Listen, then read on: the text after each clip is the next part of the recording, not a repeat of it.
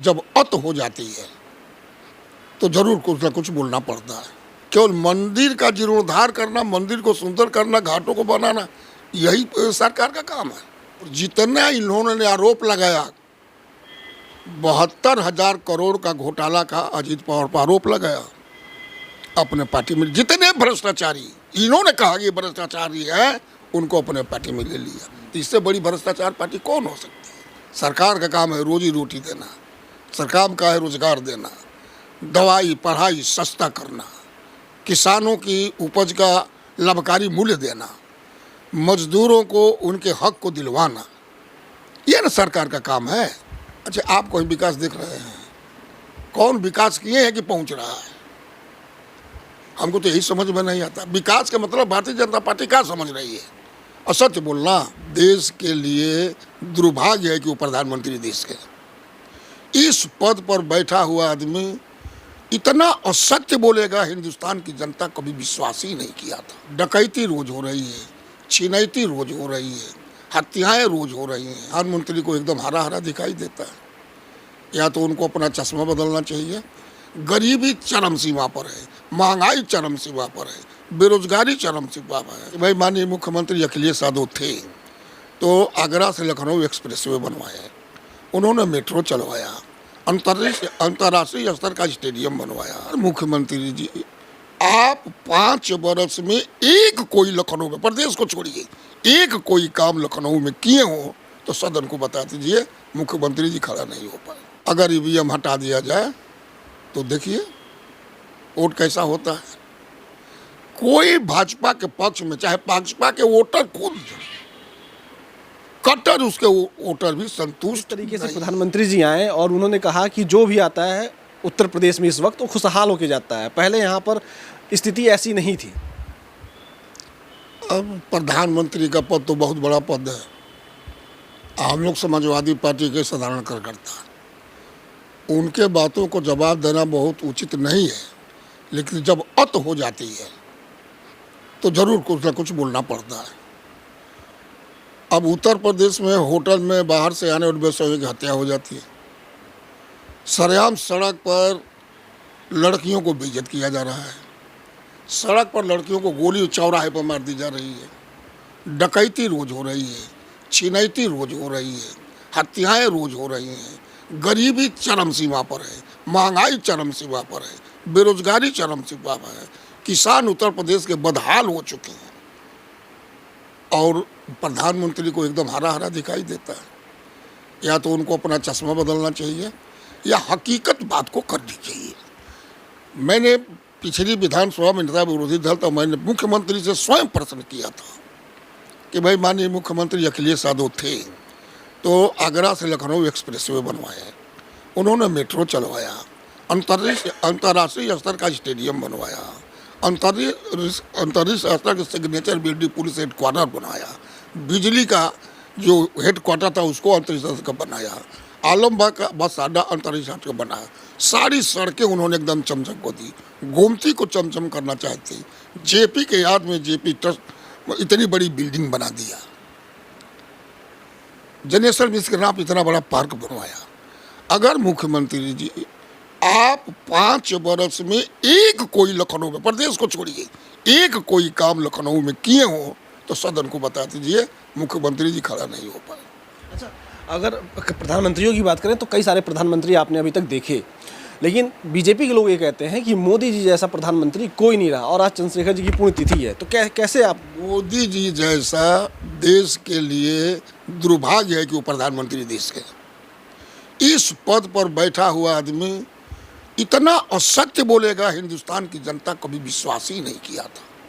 देश में जवाहरलाल जी रहे हैं, लाल बहादुर शास्त्री रहे हैं, गुलजारी लाल नंदा रहे हैं, इंदिरा गांधी रही हैं, चरण सिंह रहे हैं, चंद्रशेखर जी रहे हैं, बीपी सिंह रहे हैं। इनका आचरण देख लीजिए इन लोगों का। अब वर्तमान हमारे माननीय प्रधानमंत्री जी का आचरण देख लीजिए, साफ और सत्य मंच पर बोलते हैं।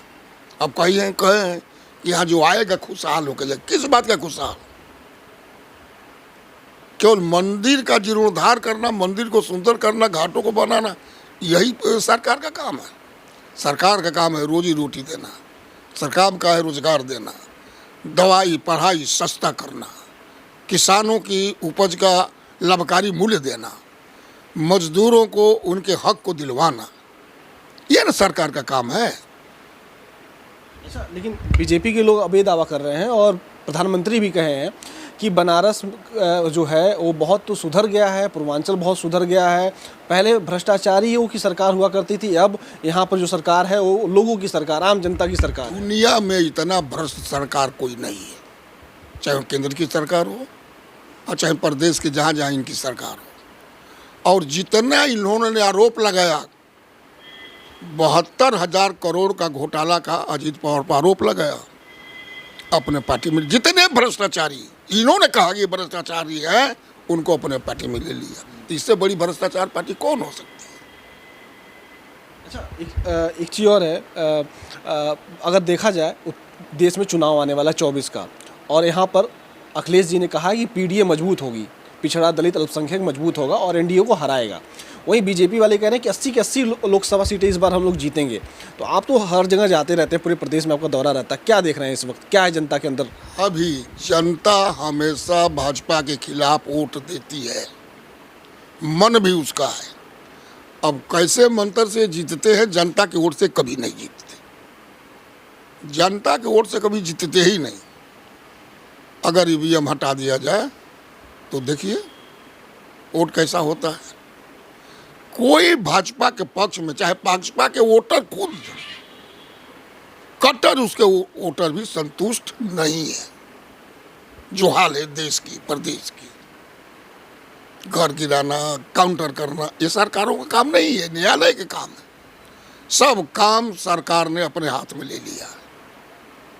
इसी सवाल से जुड़ा हुआ एक सवाल है, मुख्यमंत्री जी ने कल कहा है गोरखपुर में और बनारस में भी कि उत्तर प्रदेश का जो कुछ इलाका था पहले वहीं पर तक विकास पहुंचता था, अब हर जगह विकास पहुंच रहा है। अच्छा, आप कोई विकास देख रहे हैं? कौन विकास किए हैं कि पहुंच रहा है? हमको तो यही समझ में नहीं आता। विकास का मतलब भारतीय जनता पार्टी क्या समझ रही है? और सत्य बोलना, कौन विकास हुआ उत्तर प्रदेश में? आप भी उत्तर प्रदेश के हैं, क्या विकास हुआ? कोई कारखाना लगा? इतने 2-2, 3-3 समिट हो गए, एक कोई कारखाना लगा? एक कोई ऐसी बात हुई उत्तर प्रदेश में जो कहे कि भारतीय जनता पार्टी ने किया? किस चीज़ का विकास हुआ है? हमको तो यही समझ में नहीं आता।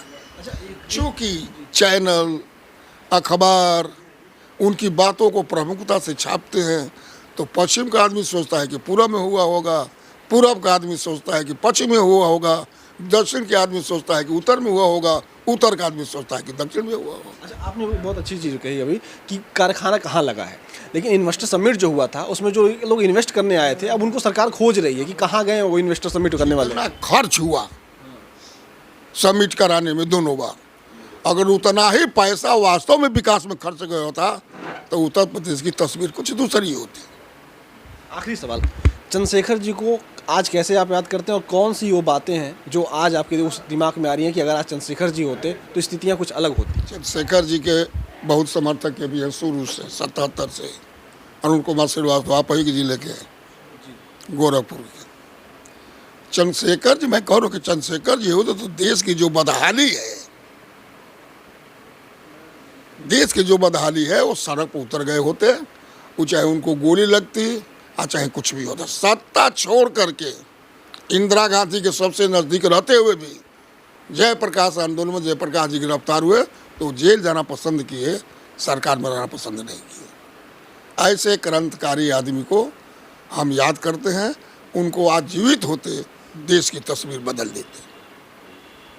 देश की तस्वीर बदल देते चंद्रशेखर जी आज जीवित होते। मगर सबसे बड़ा सवाल यही है कि प्रधानमंत्री जो कहते हैं वो कितना सत्य है? आप क्या सोचते हैं? कमेंट करके बताइएगा। नमस्कार।